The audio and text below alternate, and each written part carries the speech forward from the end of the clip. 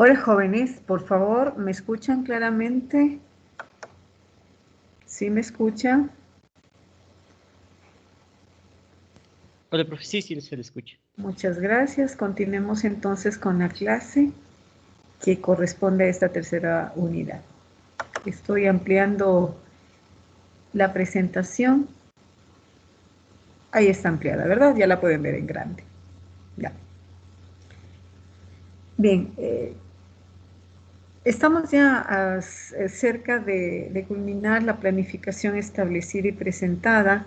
Tenemos 2 semanas más y el trabajo que hemos desarrollado con respecto a estos temas, siempre les he comentado que es complejo el analizar los temas en realidad nacional, porque son una cantidad de aspectos que interactúan y que en su divergencia por la heterogeneidad que tenemos los seres humanos, en su divergencia pretenden al menos convenir y acordar. Hay muchos ejes de intereses al respecto de todos estos temas analizados, políticos, económicos, culturales, sociales. Algunos intereses criticables, a otros intereses, pues como efecto también de la crítica que se hace a la estructura establecida, y otros intereses en pro también de proteger los requerimientos y las necesidades de los colectivos. Eh, Muchas de ellas muy bien justificadas, otras pues que como les dije son criticables, pero que en este proceso histórico que hemos llevado, considero que se han dado pasos importantes al respecto, sobre todo del medio ambiente, o al menos significativos. Si bien es cierto, nosotros tenemos una constitución propositiva en relación a elementos naturales y del recurso natural, pero también es cierto de que no hemos todavía recaído en políticas públicas mucho más concretas eh, que de hecho pues se asumen en la misma normativa general. Pues bien, uno de los elementos y los temas que trabajaremos, que también es igualmente complejo y que ha sido analizado desde estos investigadores españoles como ecuatorianos, ha sido el biocentrismo como una estrategia política. Y en este caso, hemos trabajado hasta aquí el análisis realizado por los investigadores al respecto de determinar al mal desarrollo como el efecto de todos estos 3 problemas detectados en Latinoamérica y en el Ecuador. Trabajamos, sí, la alienación como producto de la colonización, de alguna forma un acercamiento al problema de la inequidad como producto del capitalismo cuando nos acercamos a analizar la economía popular y solidaria. Aún así considero que faltaron aspectos importantes que revisar. Y hoy la insostenibilidad como respuesta del antropocentrismo. ¿Alguien de ustedes puede, por favor, identificar qué es el antropocentrismo? Ya lo habíamos observado en el tema de cultura también. Algo, una definición rápida, por favor. Considera al hombre el centro de todas las cosas. Uh-huh. Entonces vemos, pues sí, en esencia, considera al ser humano como el dueño y el que determina los procesos o determinado los procesos de extracción de nuestros recursos naturales por considerar a la naturaleza como un capital ilimitado. Desde esa perspectiva, el antropocentrismo es una forma de exclusión que requiere ser revisada y redirigida hacia la búsqueda de la sostenibilidad como propuesta desde el buen vivir. Sin embargo, para que pueda ser redirigida, requerimos algunos mecanismos que están constituidos en esta estrategia biocentrista. ¿sí? Es complejo manifestar que el antropocentrismo está eliminado o está erradicado. No podríamos decirlo, ¿no? Todavía hay una actitud de resistencia frente al cambio, de no reconceptualizar algunos aspectos que nos permitan trascender hacia nuevos derroteros sostenibles. ¿Por qué? Por estos intereses aún existentes que están relacionados con la concentración económica. Entonces vamos a visualizar, por favor, este criterio, recordando el buen vivir como esta forma de vida en armonía, propuesta política que incluye estos tres aspectos que deben ser complementados y que para esto hay que destacar que han existido tres ópticas ideológicas que han promovido estos propósitos. Y dentro de ellos recordemos pues que los indigenistas y estatistas, igual que los postdesarrollistas, trabajaron de alguna manera, ¿sí? Esto ya lo habíamos visualizado con ustedes en el Plan Nacional de Desarrollo, igual en la construcción y elaboración de la Constitución del 2008, lógicamente junto a otros bloques y partidos políticos en el Ecuador en la Asamblea de Montecristi, recuerden ustedes, pero ellos sufrieron una ruptura y una separación del estatismo, me refiero al indigenismo y a los postdesarrollistas. No obstante, esta propuesta y esta revisión que hacen estos autores es independiente de las actuaciones políticas que dirigieron las actuaciones de aquel entonces no es independiente realmente la forma como ellos visualizan al buen vivir. No obstante, se los consideran como importantes en la propuesta, ¿sí? Estas posturas ideológicas las pueden tener muchas personas de diversos bloques o partidos políticos, no obstante, porque esta ideología nadie es dueño de ello, sino que sí hay que considerar que hubieron quienes han empujado más que otros y se los identifica de esta manera. Entonces, el día de hoy vamos a trabajar esta búsqueda de una sociedad más biocentrista desde el criterio postdesarrollista o ecologista. Bueno, esta es una imagen que ya la habíamos analizado, ¿sí? Y estas tres estrategias y propuestas a la vez constituyen un concepto integrado, este concepto trino, que, como les he dicho repetidas ocasiones, van a constituir también en parte del discurso de los futuros gobernantes, de cualquiera que sean. ¿Sí? Uno, visto desde un enfoque simplista, ¿sí? Van a captar votos, provocando un mayor discurso en respecto al cuidado y conservación del medio ambiente. Pero desde un enfoque mucho más complejo, mucho más convergente, ¿sí? Y sobre todo que refleje la voluntad política, entonces van igual a promover un discurso ambientalista que pueda concretarse cuando ellos ya o cualquiera de los dos sean gobernantes de este país. No me refiero específicamente, ustedes ven cómo está la situación en el país al respecto de las elecciones, así que no voy a mencionar quiénes. Esto pues ya veremos qué es lo que sucede al final, independientemente de la expresión desde el Consejo Nacional Electoral, independientemente de la definición en nombres que ellos tengan, ¿no? Entonces, por esa parte no podríamos decir. Sin embargo, cualquiera que vaya, el discurso sobre la conservación, la no explotación de los recursos naturales, enfrentar el extractivismo, promover actuaciones de remediación, formará parte de cualquiera de ellos. El postdesarrollismo, desde este criterio, ¿cómo observa al buen vivir?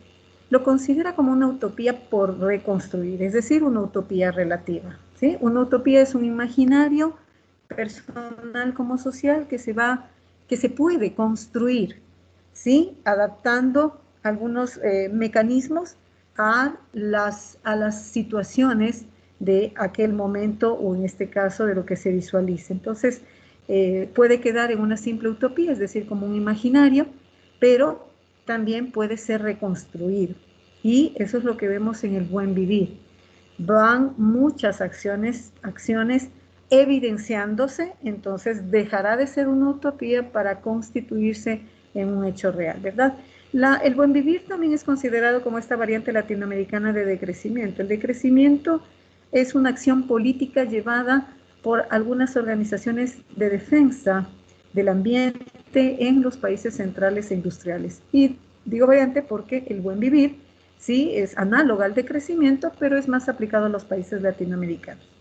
El desarrollo observado como un medio de dominación y un medio de explotación de los recursos naturales, donde aún percibe al recurso como un capital natural, ¿sí? Y que no logra trascender a ese pensamiento del patrimonio cultural.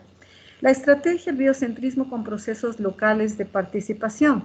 No se puede hablar de un biocentrismo alejado de aquellas acciones que van a permitir mayor sostenibilidad, ¿sí? Por eso el biocentrismo no se aleja del postcapitalismo en el ejercicio de algunas actuaciones importantes y alternativas al mercado existente, ¿sí? Que promueva también la participación y emprendimientos de aquellas localidades, ¿sí? Y que será o deberán ser fortalecidas desde la acción de los gobiernos autónomos descentralizados. Asimismo, el biocentrismo tampoco se aleja de las acciones y o políticas que van a promover también la mayor representatividad de algunos grupos históricamente excluidos. El propósito de la sostenibilidad, la crítica es carecer de pragmatismo político, consideraban que ellos tenían el discurso, pero que comunidades y otras organizaciones han tenido en cambio la experiencia y la práctica. Entonces decían pues que ellos solamente viven de este discurso, pero no recaen en acciones experienciales concretas. Entonces, ¿qué es lo que hicieron los postdesarrollistas? Tuvieron que llegar hacia la Asamblea Constituyente, hacia los congresos, desde ahí promover el cambio de normativas para que éstas se puedan concretar y dejar de hecho, este discurso y sumarlo a experiencias concretas, es decir, políticas públicas establecidas. Algunos postdesarrollistas, de hecho, han pertenecido a las dos asambleas anteriores, una a la que va a fenecer y otra al anterior gobierno. La pertenecieron a la asamblea, no es que pertenecieron al partido político anterior, ni a los partidos políticos que en este momento a lo mejor están teniendo mayor representación en la actual asamblea, ¿no? Es independientemente también de ellos. La teoría es la eudaimonía aristotélica. También tenemos la teoría de la convivencialidad aquí, ¿no? Propia también de los indigenistas, pero en este caso la eudaimonía promueve el hecho de la búsqueda del bienestar, de la felicidad, de la motivación del ser humano, pero en este caso no necesariamente por la concentración de la riqueza o la búsqueda hacia el crecimiento económico, sino a través, en este caso, de una mejor relación con la naturaleza para alcanzar ese nivel de bienestar, una mejor relación con la sociedad, con el sí mismo también, que me permite fortalecer actuaciones más solidarias y con este principio de interacción y de interculturalidad. Entonces, la felicidad no está sobre la base de la concentración de la riqueza, como mucha gente lo podría denotar. La naturaleza, por lo tanto, desde el postdesarrollismo, deberá ser preocupación transversal, donde el Estado, los niveles de gobierno y la sociedad civil formen parte de esta actuación necesariamente en defensa de la naturaleza. El biocentrismo es una estrategia política que reconduce la insostenibilidad ambiental a mayores niveles de sostenibilidad. Por eso es que no podemos decir que se elimina la insostenibilidad, sobre todo cuando aún vamos a promover políticas en el mismo ejercicio de aquellas o junto o aceptando, si se quiere, las mismas actuaciones que aún tienen industrias concesionarias y fábricas y que aún provocan contaminación. Entonces, frente a ello, hay que empezar a reconducir esas actuaciones porque no se las puede eliminar, pero al menos amortiguar con algunas políticas esos efectos de contaminación. Entonces no podríamos decir eliminar la insostenibilidad, pero sí provocar mayores niveles de sostenibilidad. El biocentrismo es considerado como este tipo de sostenibilidad súper fuerte. Hubieron dos sostenibilidades anteriores, una débil y una fuerte, pero esta súper fuerte contrarresta, si se quiere, al neoclasismo, a esa visualización de conservar a la naturaleza, de apreciarnos como un país biodiverso, pero que a la vez este es un recurso que me sirve para el beneficio económico. En cambio, la sostenibilidad súper fuerte recae en la posibilidad de no tocar a la naturaleza, pero claro, es una situación bastante extrema, ¿no? Entonces, no debe implicar el que la naturaleza no sea tocada, porque desde la parte agropecuaria necesitamos esa relación que va a provocar producción. No obstante, la manera como la tratamos de manera intensiva es lo que entra en análisis y en cuestionamiento, que es necesario, por lo tanto, empezar a promover acciones más extensivas en los ciclos de producción, ¿no? De esta manera se puede defender esos ciclos naturales. Vemos, por lo tanto, que el biocentrismo se concibe como la concepción del mundo en la cual todo forma parte de la naturaleza. Y claro, desde un criterio lógico formamos parte de ella, pero nuestras actuaciones han sido tan separadas de este recurso natural importante. ¿Sí? Nuestras actuaciones han sido tan desmedidas que parece que no reflejáramos nuestra estadía adecuada ni pertinente en este gran entorno. Por lo tanto, esta percepción es necesario que trascienda a otro tipo de valoración no instrumental, esta valoración plural de la naturaleza, desde lo ecológico, lo estético, lo cultural, lo religioso, fomentado por seres humanos, organizaciones sociales sobre todo, que más que el Estado han sido quienes han procurado el reconceptualizar y darle esta valoración plural de la naturaleza. Desde ahí, o desde esta visión, se ha entendido de que la naturaleza no es una fuente infinita de recursos y no es un medio de utilidad mercantil. Yo diría que no solamente es un medio de utilidad mercantil por nuestras formas de actuación extractivista, que no va a parar en la concreción. Pero observemos que políticas sí son necesarias que desde el discurso gubernamental y desde el discurso social empecemos a revisar, a conocerlas y a reconocerlas. Entonces tenemos aquí el reconocimiento de los valores intrínsecos de la naturaleza como una de las primeras políticas de actuación, en el cual se defiende a la naturaleza como un sujeto de derechos.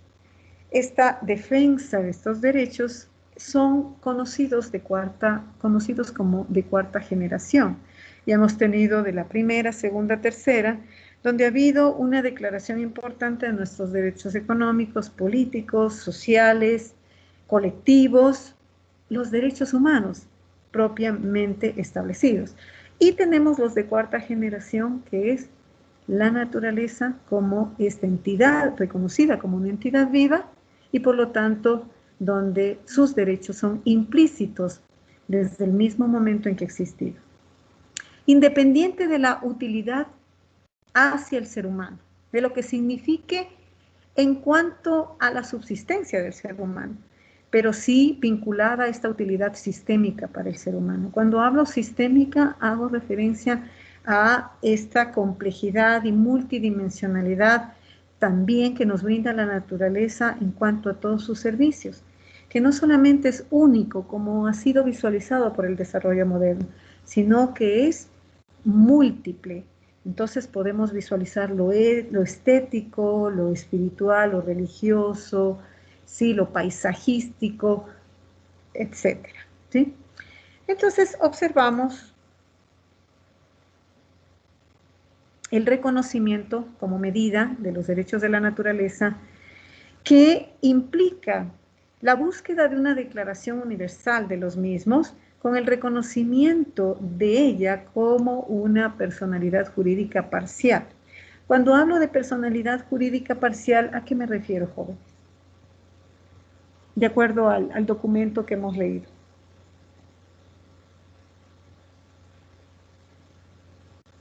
¿A qué me refiero cuando hablo de que la naturaleza está reconocida como persona jurídica parcial?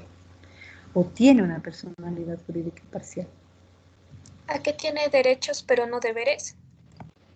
A que tiene derechos, pero no obligaciones ni deberes, por eso es independiente a esta relación utilitaria para el ser humano, ¿verdad? Sí, entonces tiene derechos que son reconocidos por nuestra Constitución. De hecho, les decía, una de las pocas constituciones en Latinoamérica que realmente resalta esto en su normativa. Entonces, miren que la búsqueda de esta declaración universal, y vamos a registrar algunos aspectos, les pediría a una persona que me ayude con la lectura de estas 3 informaciones o mensajes que nos dan en estas declaraciones. Por favor, cualquiera de ustedes.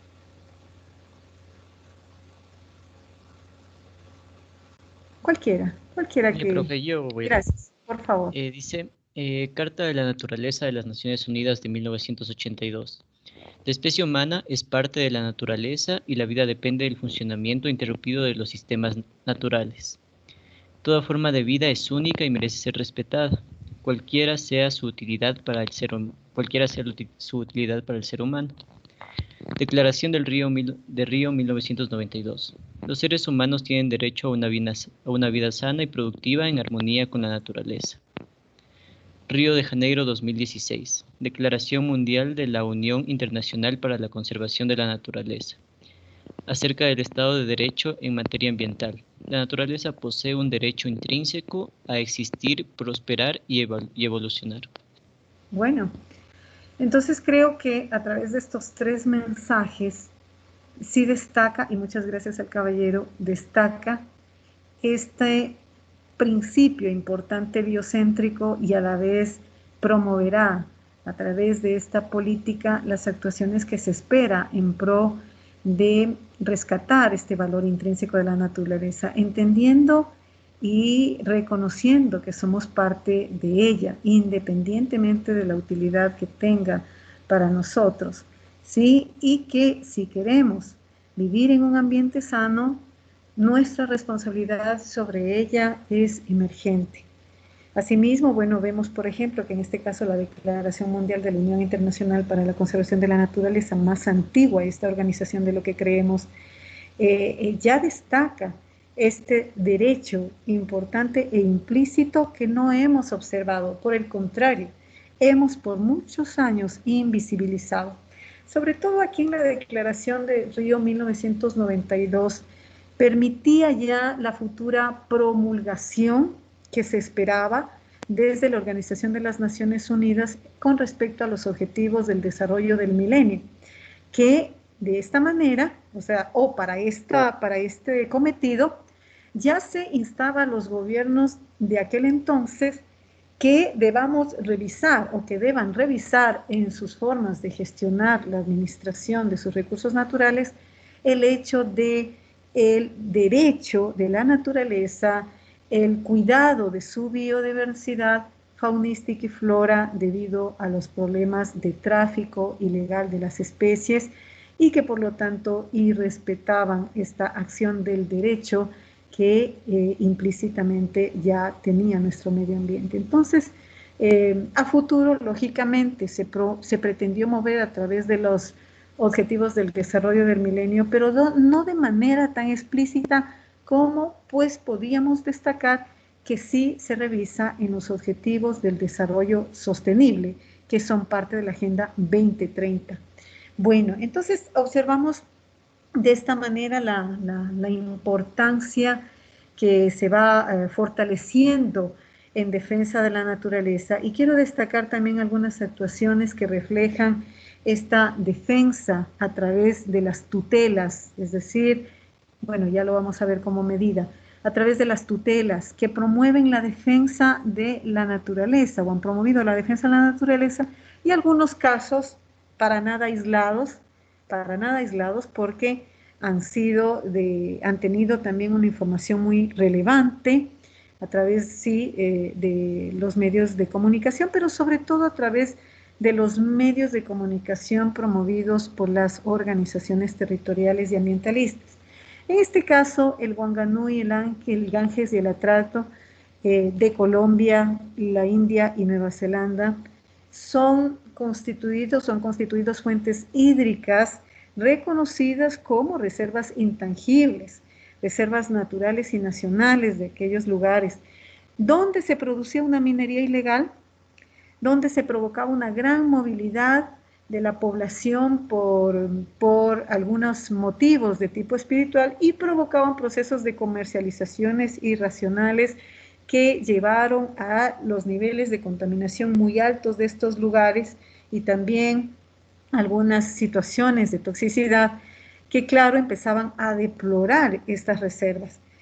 La sociedad civil cercana y que vivía estos lugares empieza a demandar frente a sus cortes supremas el que se preserve y el que se cuide y el que se elimine todas formas de extractivismo como también de actuación irracional por parte de los pobladores externos. Es así como la Corte falla en favor y en defensa de estos lugares y se atenúa este deterioro que iba a ser progresivamente.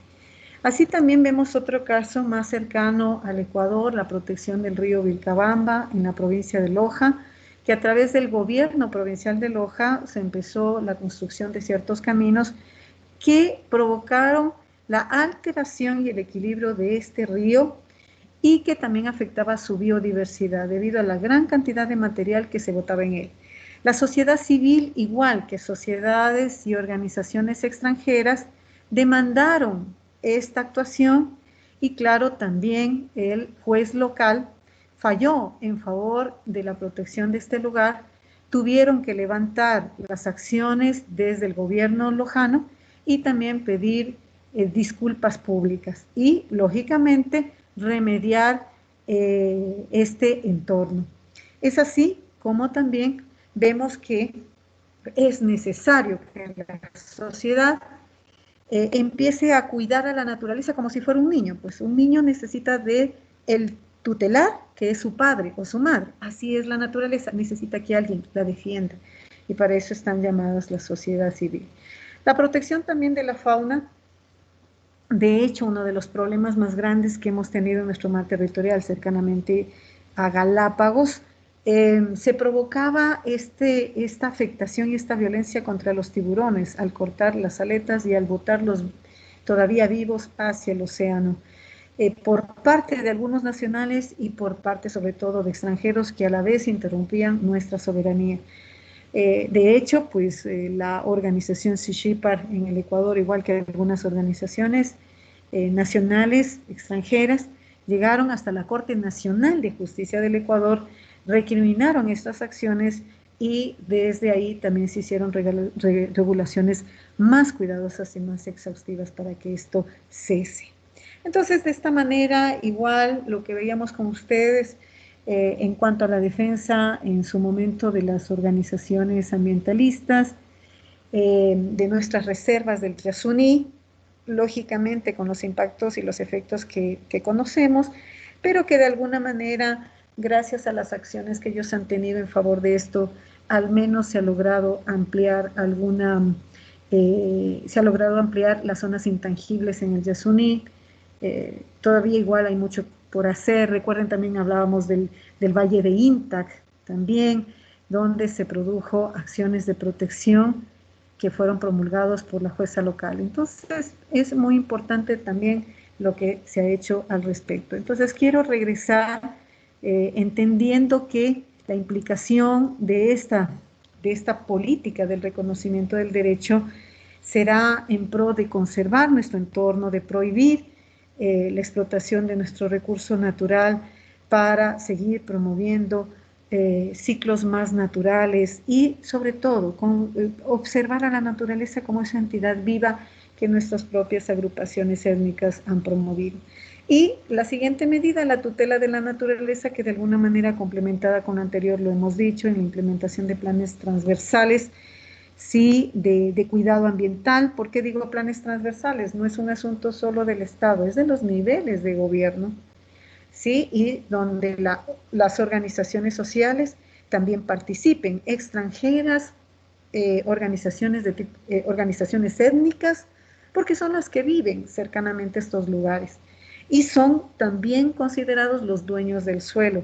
Y por supuesto se vuelven en aquellos que velan de este cuidado del lugar donde ellos viven.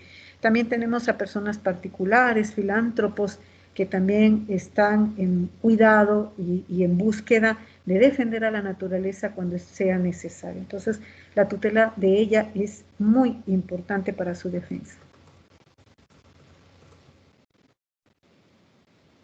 El segundo aspecto, el reconocimiento de los valores de uso de la naturaleza, también complementado con lo anterior, cuando hablamos pues que hay que empezar a reconceptualizar este uso no mercantil de la naturaleza hacia nuevos usos estéticos, culturales y religiosos. Tomando en cuenta lo que acabo de decir, es necesaria una reconceptualización. Cuando hablo de este término, ¿a qué creen que nos referimos? Reconceptualizar. Cualquiera de ustedes, ¿qué implica la reconceptualización?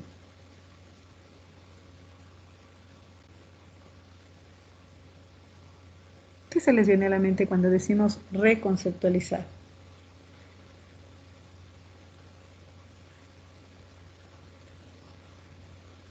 Cualquiera de ustedes, ¿sí me están escuchando, por favor? ¿Alguna idea? A ver.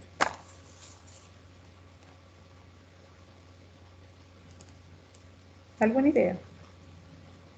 A ver, voy a preguntarle a cualquiera de ustedes. William Longacho, ¿alguna idea? William. Sí, profe. Bueno, solamente pregunté qué implica reconceptualizar. ¿Qué cree usted? O sea, William, como unir varias ideas.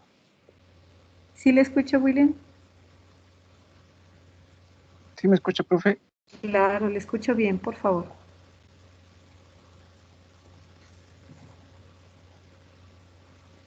William. Yo entiendo como unirlas, unir algo. Reconceptualizar, unir algo. Sí, Bueno, como recoger. recoger. Listen Bueno, podría ser como modificar. modificar. Bueno, eso está más cercano. Eso está más cercano. Profe, Bueno, yo creo que es sí, más bien como dar un nuevo significado. un nuevo significado. Sí, sí, sí, lo que me han dicho está bien. A lo mejor recoger, como decía el caballero, pero recoger también un nuevo significado, ¿no? Restaurar algo también perdido. Bueno, cuando conceptualizamos, estamos definiendo y adquiriendo nuevas formas de pensamiento, estamos reconociendo nuevos términos, no una nueva información, pero cuando reconceptualizamos aquel concepto establecido que defendemos incluso, empieza a modificarse, empieza a tener todo un proceso de trascendencia y de cambio. Entonces hemos hecho en nuestra vida muchas reconceptualizaciones y lo mismo sucede con la naturaleza. Es empezar a remover aquellos criterios preestablecidos y darles un valor diferente a los que hemos tenido hasta aquí. Entonces implica visibilizar a esta naturaleza independientemente aquellas actividades que hasta aquí se han promovido desde el mismo mercado y yo diría también desde la misma forma de percepción de las actuaciones gubernamentales.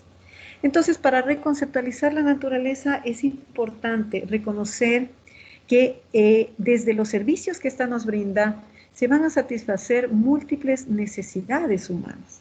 Entonces, cuando yo observo que desde ella puedo promover una educación integral, se puede promover un servicio de educación ambiental, puedo disfrutar de ella, complacerme de ella junto a los demás, entonces va a permitir que se satisfagan necesidades fundamentales. ¿Como cuáles? Necesidades fundamentales que no solamente radican en subsistir, sino que implican la búsqueda de la libertad, de nuestra identidad, del ocio, ¿sí? La necesidad de recreación, la necesidad de afecto, la necesidad de creatividad. Entonces son necesidades fundamentales que no están relacionadas solamente con el deseo de ver a la naturaleza para mi propia subsistencia, y a veces, como hemos hablado, subsistencias que están relacionadas no con necesidades realmente claras ni reales, sino ansiedades, ¿sí? Que son necesidades falsas o pseudo necesidades. Esto de hecho va a permitir que en esta reconceptualización yo empiece a darle un distinto valor a la naturaleza, un valor incalculable, un valor que no tiene precio.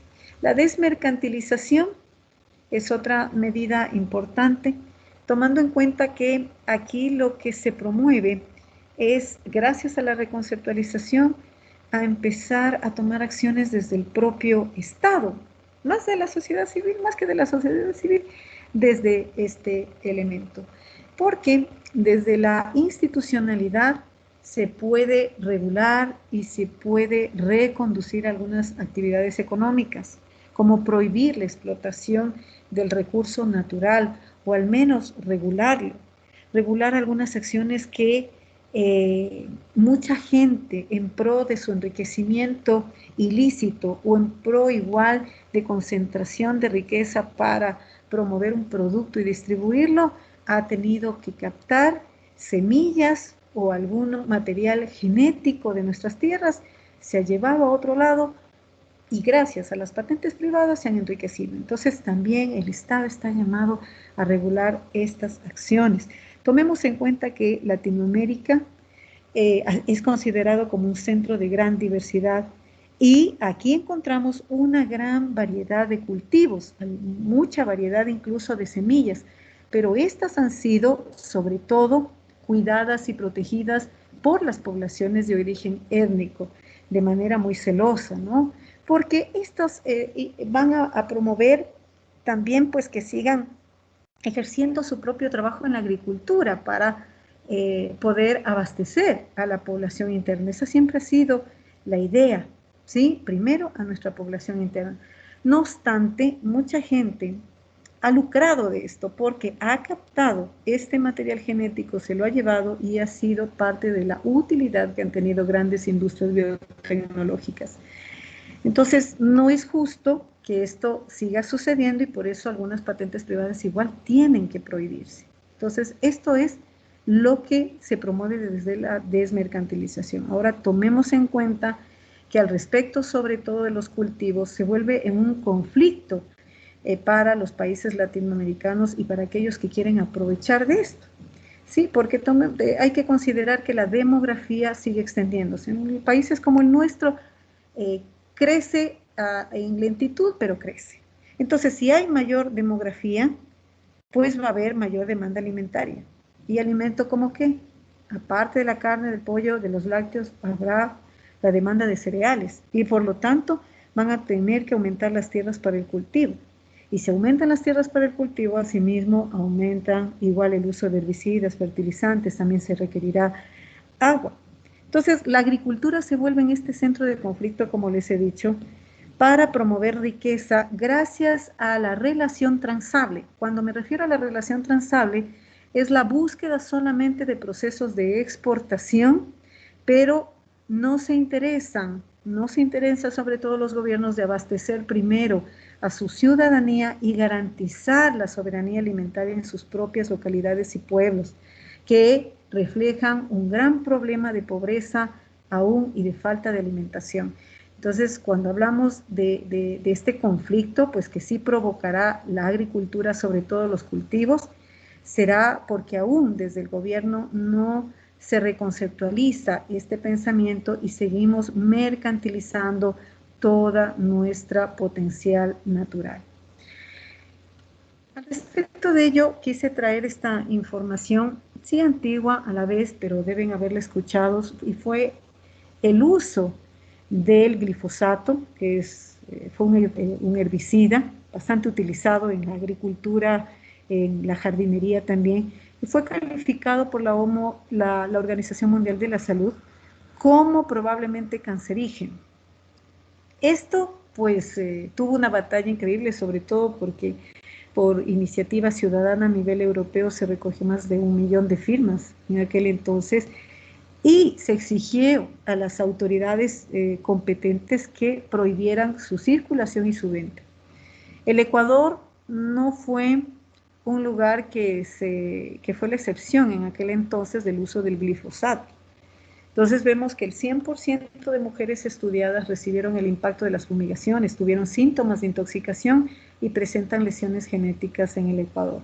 La población en la frontera que recibió los impactos de las fumigaciones había sido afectada con al menos una fumigación anterior a 9 meses.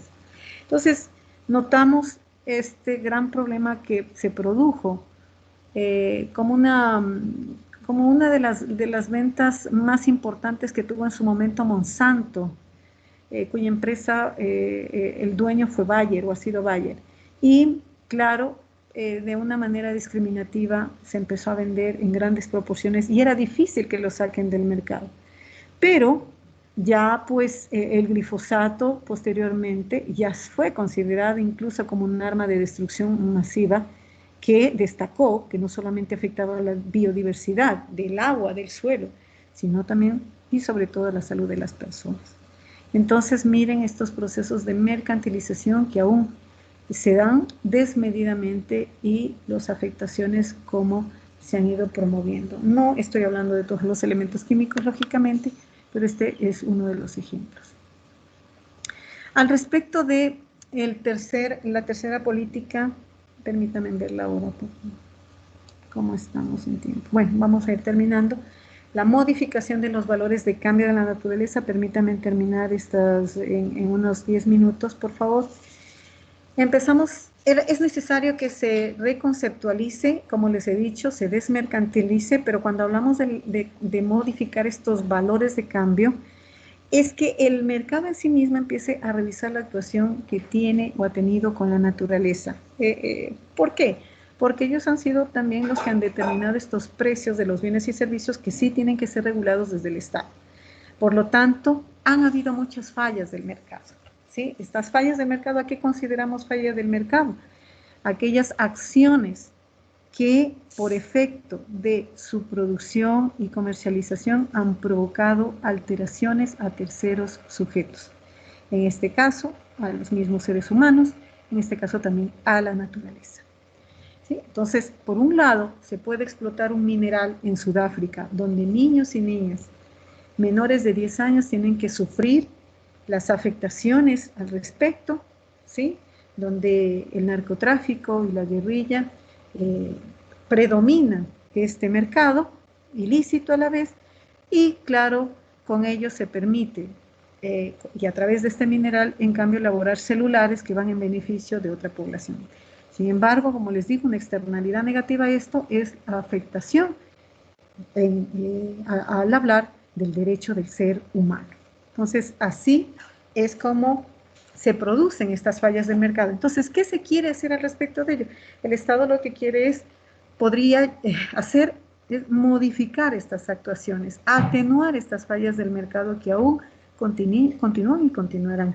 Entonces, ¿cómo se logra compensar estas externalidades que han sido por presión de la producción de nuestro recurso natural? Y se pretende reducirlas al menos a través de los impuestos y de los subsidios. Lógicamente, esta es una de las acciones que han tomado como medios y mecanismos de apoyo los países latinoamericanos, países no solamente latinoamericanos, hablamos de Europa, sobre todo Estados Unidos también, y son los impuestos sobre la explotación de los recursos naturales, para lo cual se crean ecotasas, ¿sí? Ecotasas desde muchos lugares, van comprando bonos por contaminación, y mientras menos bonos existan, quiere decir que esa industria o esa fábrica está contaminando menos. Así también se van produciendo impuestos por emisión de contaminación debido a la explotación minera. Aquí en el Ecuador lo que entiendo que se obtiene son utilidades por ley, ¿sí? de los procesos de venta del mineral, ¿sí? Pero en otros países se implanta un impuesto igual. También igual se puede subvencionar desde el Estado algunos procesos de investigación que buscan recurso renovable alternativo, ¿sí? Igual para regenerar los ecosistemas. De alguna manera se incentiva, por ejemplo, lo que se ha estado haciendo desde el Ecuador, incentivando a las tutelas de protección de los bosques. Esta es una manera de cuidar nuestro recurso natural. Si hablamos también de algunos ejemplos, vemos acá, bueno, antes de ver algunos impuestos por contaminar, se prevé que para el 2030 el mundo produzca 619 millones de toneladas de plástico por año. La contaminación por plásticos amenaza la biodiversidad marina, la seguridad alimentaria y la salud humana. Impuestos por contaminar.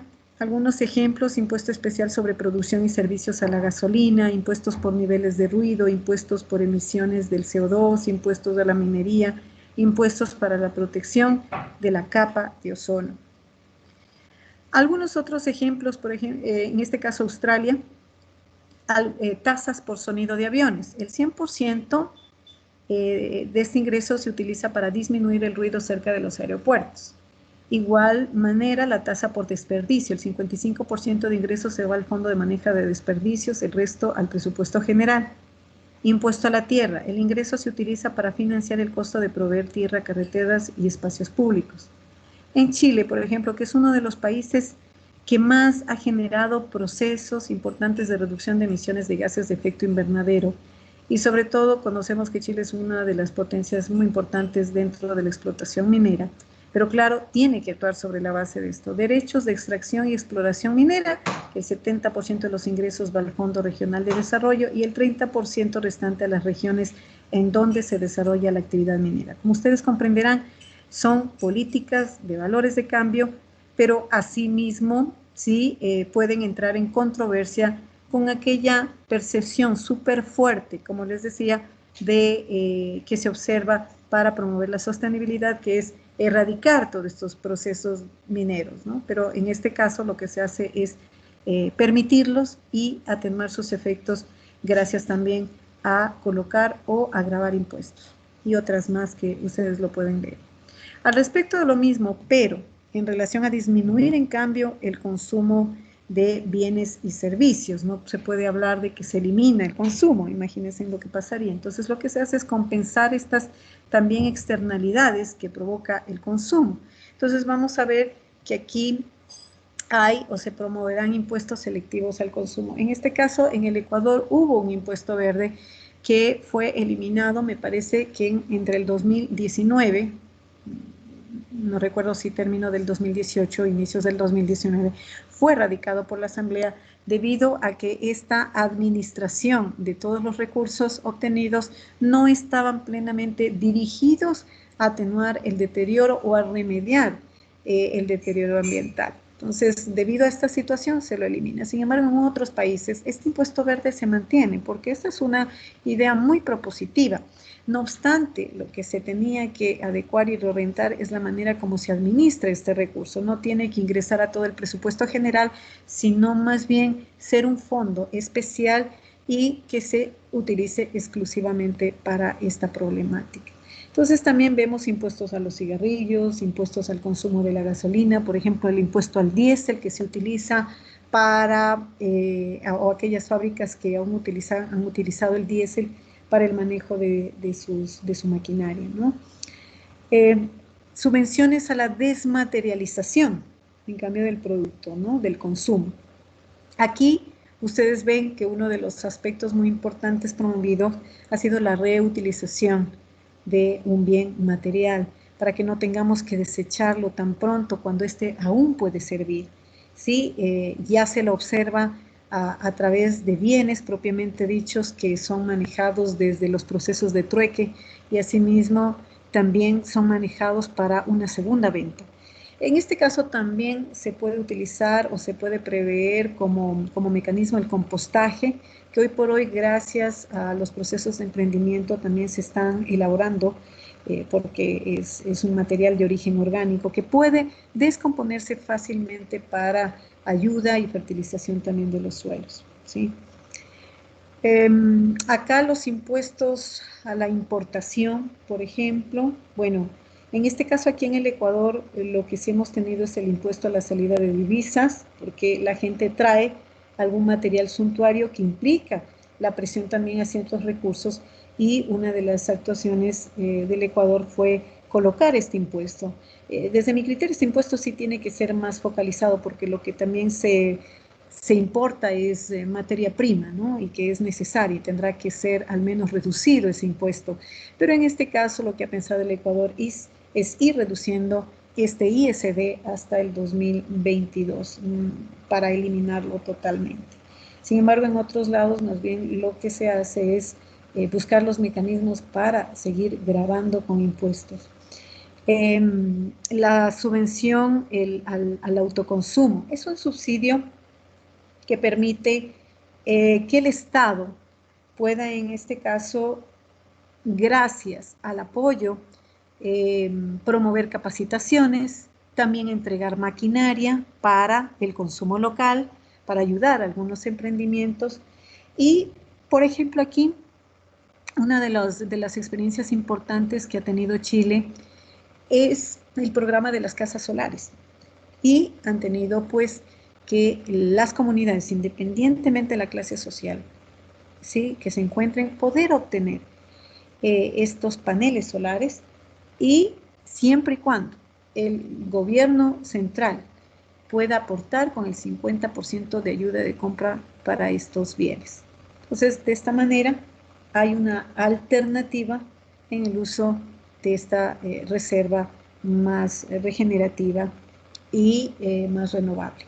Entonces, algunas experiencias en el Ecuador, como habíamos dicho, el impuesto ambiental a la contaminación vehicular, que ya ha sido erradicada, el impuesto redimible a las botellas plásticos no retornables, impuesto a cigarrillos, ¿sí?, el impuesto a cigarrillos que ha provocado a la vez reducir la contaminación porque la gente piensa dos veces en comprar un cigarrillo. Bueno, hoy ya vemos también que se ha provocado el tráfico de esto, la injerencia más de los cigarrillos chinos más baratos. Pero, ¿qué se quiso promover? Reducir esto, reducir su uso para también reducir las enfermedades crónicas no transmisibles y también reducir los niveles de contaminación. También, hoy por hoy, pues hay el impuesto al plástico promovido en el 2020, ya establecido por ley, donde el usuario paga 0.04 centavos por el uso del plástico, de las fundas plásticas, y que cada vez va a ir en aumento hasta llegar a 0.10 centavos. Lo que sí permitiría provocar menos presión planetaria, menos presión también y reducir este consumo, pero lo que es importante es que por ley también se revise la producción al respecto del plástico. Algunas industrias del plástico manifiestan que porque esta ley se produjo han reducido los niveles de producción. Puede ser, sin embargo ellos no dejan de ganar y el gran problema que tienen las empresas o las grandes industrias por no ganar como antes lo hacían es empezar a despedir a gente que a veces no es necesario. Y de todas formas, esta es una ley que han parado de esta manera a provocar el menos consumo, pero también a reutilizar, es necesario también repensar en que esta ley puede ser aplicada a otros materiales, ¿no? Materiales como la misma vajilla, como los mismos sorbetes, que también hay un emprendimiento al respecto de ello, ¿no? Y otros elementos más que normalmente se utilizan hoy. Algunos lugares y localidades todavía bastante aisladas en Quito utilizan y siguen utilizando la vajilla para ir eliminando esta cantidad de uso de plásticos, ¿verdad? Bueno, hasta aquí. Bien. Si hay alguna inquietud, por favor.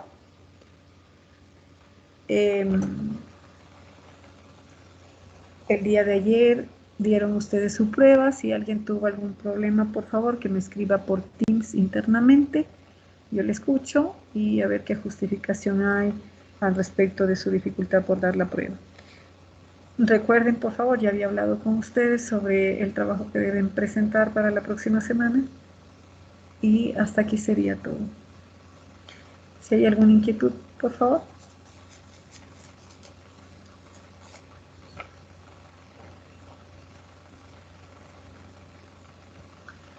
Bueno, chicos, si no hay ninguna pregunta, nos vemos la próxima semana con el siguiente tema. Hasta aquí no hay ninguna lectura o evaluación de control. Esta me parece que fue ya la última. De aquí, recuerden ir estudiando. Les he mandado ya los números de las páginas que deben estudiar para el 13 de marzo. No lo olviden. 13 de marzo me parece que era, o 14 con ustedes.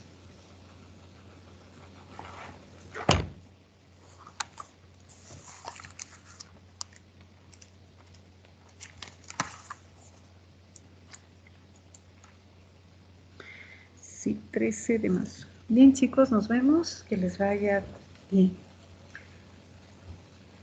Gracias, profe. Hasta luego. Gracias, profe, igual. Gracias, Gracias, hasta profe. luego.